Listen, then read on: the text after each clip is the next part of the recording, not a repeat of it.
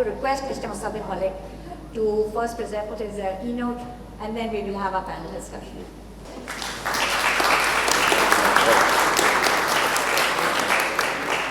میں بہت شکرگزار ہوں تنظیم کا جس نے مجھے بلایا، اور اس بات میں بہت شکرگزار ہوں کہ کلائمیٹ جیسے اہم موضوع کے اوپر ہم آج گفتگو کر رہے ہیں۔ تو مجھ سے کسی نے چلتے میں ایک دن پوچھا کہ آپ بتائیے یہ کلائمیٹ چینج کیا ہے؟ تو میرے ذہن میں وہ ایک چھوٹے بچے کی تصویر آ گئی جو کچھ دن پہلے کسی جریدے میں چھپی تھی، جس میں ایک بچہ تھا، میرا خیال ہے شاید واشوق میں بلوچستان کے پاس کہیں، وہ بہت وائرل ہوئی تصویر، اور وہ کھڑا ہوا تھا، اس کے ہاتھ میں ایک پھٹی ہوئی کتاب تھی، اس کا گھر بہہ چکا تھا، اور وہ ویران آنکھوں سے اپنے باپ کی طرف دیکھ رہا تھا کہ یہ کیا ہے اور اب میں کہاں جاؤں۔ یہ کوئی اکیلی داستان نہیں ہے، اسی طرح ایک خاندان ہے جس کے پاس ایک دو بکریاں اور ایک بھینس تھی، اور یہ تمام جو انہوں نے اپنی، جس کو آپ جائیداد کہتے ہیں، ایک بکری یا دو بکریاں، ایک بھینس، ایک پوری نسل نکال کے اپنے آپ کو غربت سے باہر نکالنے کا طریقہ کار بنایا تھا۔ سیلاب آیا، بہہ گیا، جانور بہہ گئے، اور اب کوئی ذریعہ آمدن اس خاندان کے پاس نہیں۔ تو وہ جو پوری ایک نسل نکال کے وہ بڑی مشکل سے غربت کی لکیر سے اوپر آئے تھے، وہ لکیر بھی ساتھ ہی بہہ گئی اور وہ غربت میں دوبارہ ڈوب گئی۔ اس کے علاوہ ابھی جب آخری سیلاب آیا تو وزیر اعظم نے مجھے حکم دیا کہ چناب کے کنارے جتنے گاؤں ہیں وہاں پر جاؤ۔ تو وہاں پہ اگر آپ گئے ہوں تو آپ کو نظر آئے گا کہ 7-7 10-10 فٹ پانی کے نیچے فصلیں جو تھیں وہ دب چکی تھی، تباہ و برباد ہو چکی تھی۔ کسی کے پاس انشورنس نہیں تھی، کسی کے پاس سیڈ کے پیسے نہیں تھے، کسی کے پاس فرٹیلائزر کے پیسے نہیں تھے۔ جو تباہی آئی وہ تو آ کے چلی گئی، مگر یہ کہ اس تباہی کے بعد زندگی کہاں سے شروع کرنی ہے، کیسے شروع کرنی ہے، اس کا کوئی طریقہ کار ہی نہیں تھا۔ یہ ہیں وہ کہانیاں جو اصل میں کلائمیٹ چینج، جیولوجی کے علاوہ، جغرافیے کے علاوہ، ہائیڈرولوجی کے علاوہ، یہ وہ انسانی شکل ہے اس تباہی کی جو آپ کو ہر جگہ نظر آتی ہے۔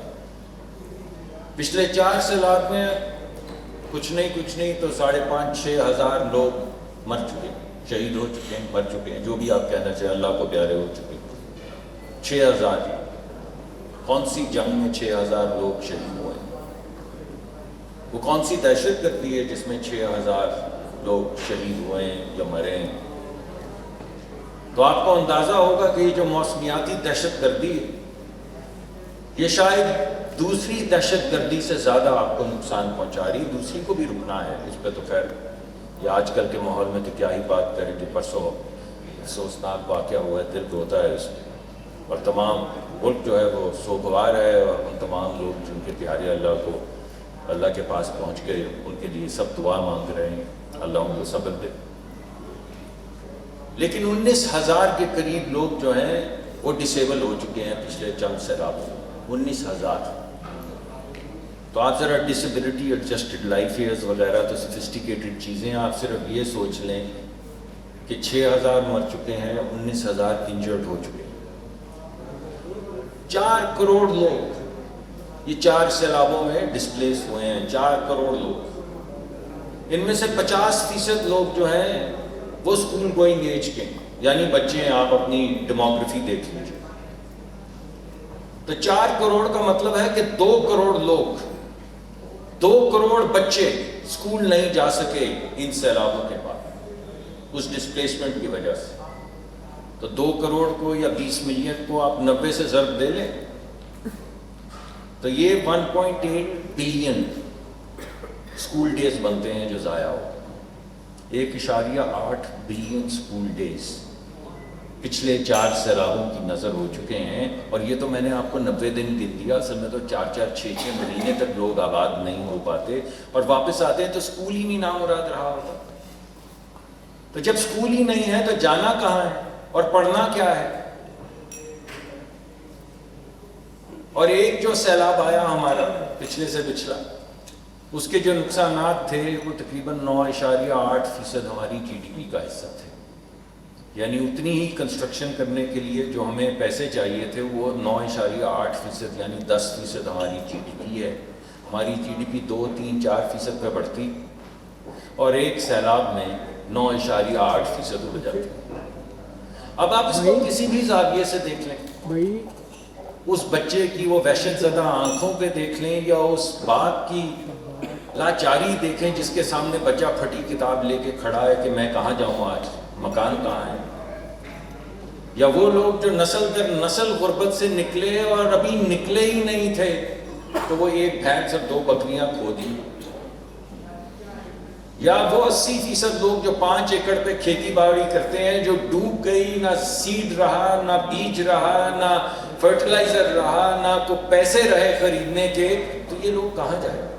یہ ہے وہ دہشت گردی جس کا ذکر میں آپ کے پاس کر رہا ہوں, موسمیاتی دہشت گردی. اور اس سے کم یہ ہے نہیں. میں نے آپ کو یہ نمبرز دیے ہیں, ان میں 19-20 کا سے زیادہ کا فرق نہیں ہے. آپ خود چیک کر لیں, ابھی بیٹھے یہاں پہ اپنا فون کھولیں اور یہ چیک کر لیں جو ساری باتیں میں آپ سے کہہ رہا ہوں. تو سوال یہ پیدا ہوتا ہے کہ بھائی یہ ہو کیوں رہا ہے, یہ کیا ہو رہا ہے, کیوں ہو رہا ہے؟ تو یہ جس چیز کو آپ سیلاب کہتے ہیں یہ نامراد ہے کیا؟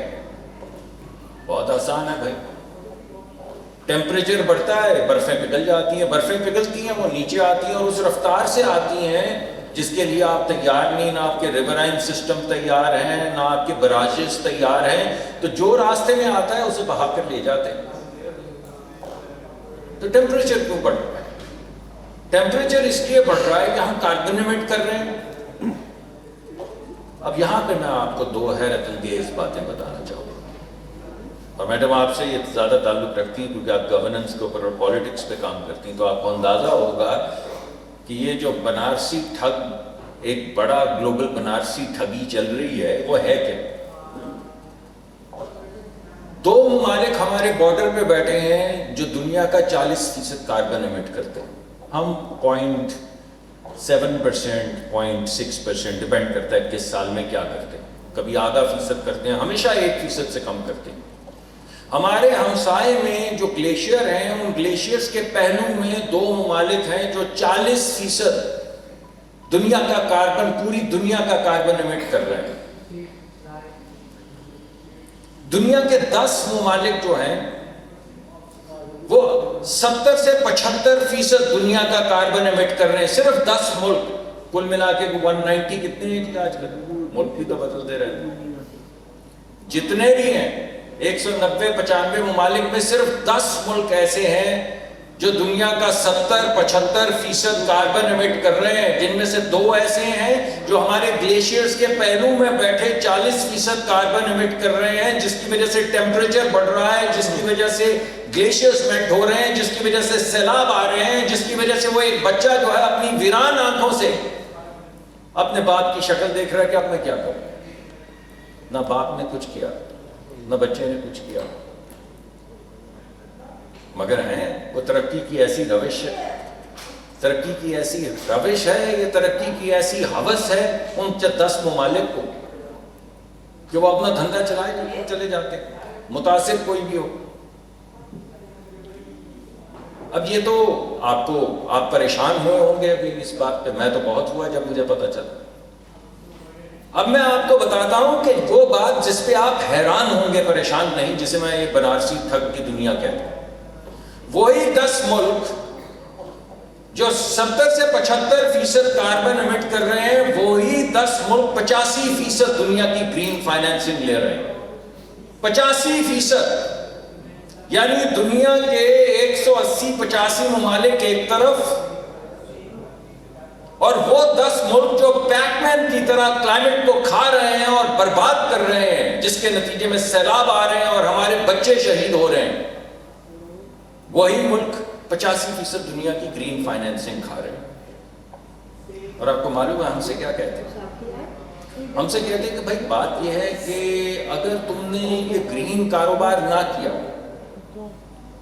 تو ایسا ہے کہ ہم تمہاری جو ایکسپورٹس ہیں ان کو نہیں آنے دیں گے یورپ, نہیں آنے دیں گے یورپ. پیسے آپ خود ہی رکھ رہے ہیں, خود ہی آپ کاربن ایمٹ کر رہے ہیں, خود ہی آپ کاربن کے بعد پیسے اس کے رکھ رہے ہیں, اور ہمیں کہہ رہے ہیں کہ ہم کہاں سے, کن پیسوں سے وہ گرین سٹیمپنگ کریں جس کے بعد آپ اجازت دیں گے کہ ہم اپنی ایکسپورٹس کر سکیں. تو یہ جو بین الاقوامی سطح پہ ایک نئی انڈسٹریل پالیسی ہے, جو بھی آپ نے بائی لیٹرل ٹیٹرا لیٹرل کے زمرے میں دیکھ چکے ہیں آپ. یہ وہ جو لبادہ تھا وہ ایک طرح سے ایک پوشاک سی تھی, جال سازی کی پوشاک جو پہن رکھی تھی بین الاقوامی سطح پہ. ہم نے کبھی ہم اس کو رول بیسڈ کہتے تھے, کبھی اس کو ملٹی لیٹرلزم کہتے تھے. ہوتا تو وہی تھا جو طاقتور کرنا چاہتا, تو طاقتور بے نقاب ہو کے آپ کے سامنے آ.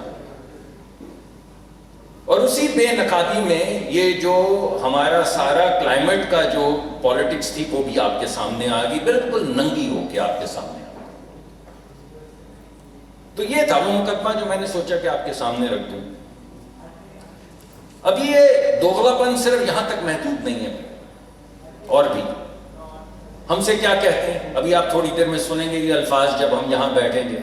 ہمیں کہتے ہیں, ایسا کرتے ہیں کہ ہم ناول انسٹرومنٹس ایجاد کرتے ہیں کاربن فائنینسنگ کے لیے. وہ ناول کیا ہے؟ ان میں سب سے زیادہ ناول جو ہے وہ ہے گرین سکوک اور گرین بانڈ. یہ گرین بانڈ کیا ہے؟ یہ ہے قرضہ. گرین سکوک کیا ہے؟ یہ بھی ہے قرضہ. یعنی پاکستان میں کل ملا کے ہم 16 ٹریلین روپے اکٹھے کرتے ہیں ہر سال کم و بیش.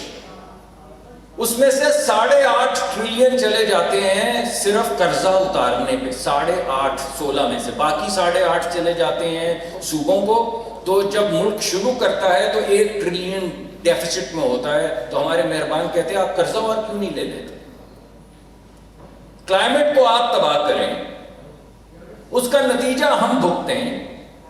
اور جب ہم آپ سے کہیں کہ ہم کیا کریں تو آپ کہتے ہیں کہ قرضہ اور لے لو. قرضہ کیا لے لیں؟ 16 ٹریلین میں سے 10 ٹریلین قرضے میں چلا جائے یا 12 چلا جائے, وہ کیا حد ہے جس کے بعد ہم کہیں گے کہ نہیں بھائی قرضہ اس کا سولوشن نہیں. تو میں یہ سمجھتا ہوں کہ قرضہ اس کا سولوشن نہیں. ایک تو یہ ہو گئی. دوسرا کیا کہتے ہیں, وہ اس سے بھی زیادہ حسین نام ہے اس کا, وہ ہے ری پرپز لونز. یہ ری پرپز لونز پتہ کیا ہیں؟ یعنی وہ قرضہ جو ہم نے دیگر ملٹی لیٹرل سے ہم لے چکے ہیں تعلیم کے لیے اور صحت کے لیے اور انفنٹ مورٹیلٹی کے لیے, وہ کہتے ہیں تباہی آئی ہے تو وہ پیسے جو ہیں ہم ری مارک کر دیتے ہیں اس کو ڈسٹرکشن کو کے لیے, دوبارہ ریکنسٹرکشن کرنے کے لیے. تو ہم کہتے ہیں تو وہ تعلیم اور صحت, تو وہ ہماری طرف ایسے دیکھتے ہیں کہ جیسے نہ جانے ہم نے کیا چھمبے کی بات کر دی. یعنی اس وقت تقریباً 70% 69% بچے اسکولوں سے باہر ہیں بلوچستان میں.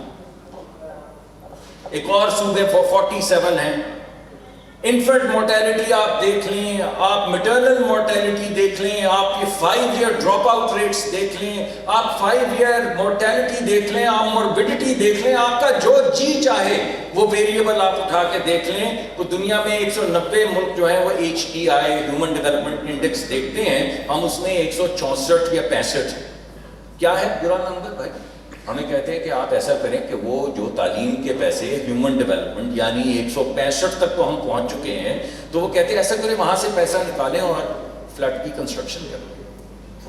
جی میں ختم کر دیں. اور یہی حال SDG کا ہے.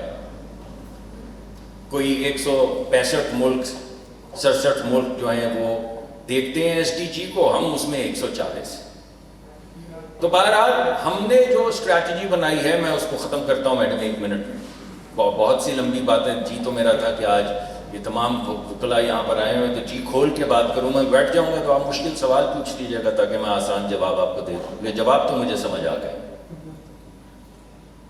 تو ہم نے یہ سوچا ہے کہ شارٹ ٹرم میں یہ جو بھی فلڈز آئے ہیں, یہ پچھلے جن کا میں ذکر کر رہا تھا, اس میں ہماری اسٹریٹجی 3 پرونگڈ ہے.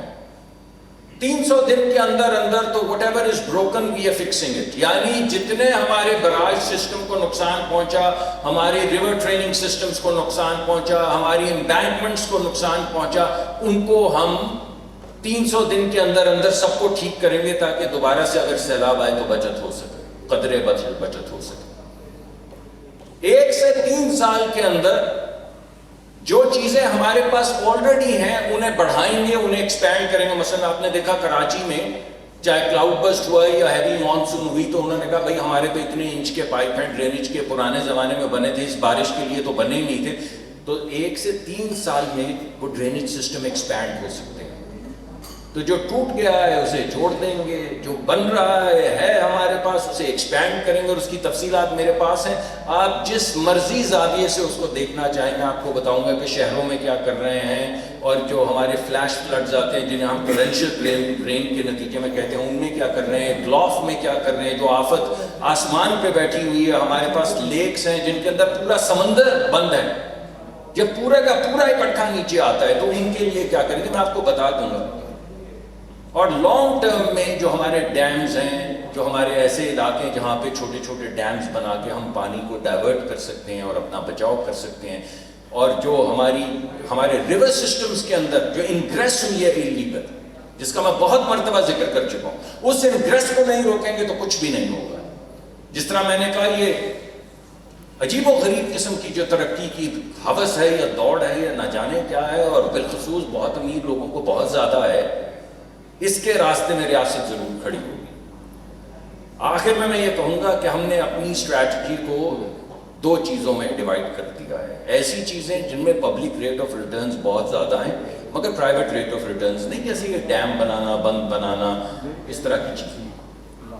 ان میں تو ہم جو کام کر رہے ہیں وہ کرتے رہیں گے, تفصیل میں آپ کو بتاؤں گا. دوسرا ہے وہ جس میں private rate of returns are high. Pakistan سے زیادہ ٹیکسنگ انوائرمنٹ پوری دنیا میں کہیں نہیں ہے اس وقت. ہمارے بچے بچیاں جو بہترین یونیورسٹی سے پڑھ کے آ رہے ہیں, نسک سے اور لم سے اور خدا جانے کہاں, ییل پرنسٹن سے جو بچے پڑھ کے آ رہے ہیں, ان کو نئے طریقہ کار معلوم ہے, انہیں کلائمیٹ سائنس کا بھی پتہ ہے, ٹیکنالوجی کا بھی پتہ ہے, کریٹو بزنس ماڈلز کا بھی پتہ ہے. تو ہم ان کے لیے تھنک, وہ جو آپ کا کیا ہوتا ہے وہ آپ اس کو کہتے ہیں وہ شارک ٹینکس, وہ کمپٹیشن نہیں, تھنک ٹینک آپ وہ آپ کے لیے چھوڑا نہیں, ہم تو شارک ٹینک کریں گے, ہم اس کو گرین فیلڈ کہہ رہے ہیں. یعنی بچے بچیاں آئیڈیاز لے کر آئیں گے اور ہم ان کے لیے کیپٹل ریز کریں گے. تو اس وقت وزارت آنے والے اگلے سال میں اگر صرف ایک کام کرے گی تو وہ یہ ہے کہ جس بچے بچی کے ذہن میں کوئی نیا خاکہ ہے, کوئی نیا بزنس ماڈل ہے, کوئی نیا آئیڈیا ہے, تو ہم ان کے لیے کیپٹل ریز کریں گے. 2 فرمز کے لیے ایک کمپٹیشن کے ذریعے ہم کر چکے ہیں, ان کو سرلیے بھی لے جا چکے ہیں. یہ ہمارے ساتھ ہمارے دوست بیٹھے ہیں, ہم سارے اکٹھے گئے تھے اور وہ کیپٹل ریزنگ کر رہے ہیں اس وقت. ہم ہر بچے بچی کے لیے جو کالج سے نکل رہا ہے یہ کمپٹیشن کریں گے, اور یہ ہمارا کام ہے, ہماری نوکری ہے کہ ہم ان کے لیے کیپٹل ریز کریں, تاکہ وہ یہ جو ریگز ٹو ریچز کی کہانیاں آپ کو یورپ اور امریکہ میں نظر آتی ہیں, اتنی ٹیکسنگ انوائرمنٹ میں بھائی جو سولوشن بنائے گا وہ تو پوری دنیا میں ایکسپورٹ ہو سکتا ہے. تو آخر میں یہی کہوں گا کہ میں جب نیا سیاست میں آیا تو مجھے لوگوں نے کہا کہ جی این قاضی صاحب تھے, بہت بڑے آدمی تھے, ڈاکٹر محبوب الحق تو ماشاءاللہ بہت بڑے آدمی ہیں, سارے ہمارے بڑے, ہم ان کے احسان مند ہیں, انہوں نے ملک کی تقدیر بدلی. لیکن مجھے یہ نہیں سمجھ آتا کہ اگر یہ سب صحیح ہے تو ایک بچہ 1 گلاس پانی کیوں نہیں پی سکتا نلکے سے. تو یہ سوال ول کا ہے, یہ سوال امیجنیشن کا ہے, یا یہ سوال رائٹس کا ہے. یہ ہے وہ تکرار جو ہم نے کرنی ہے, جس کے بعد انشاءاللہ فیصلہ یہ نکلے گا کہ یہ مسئلہ رائٹس کا ہے. بہت شکریہ.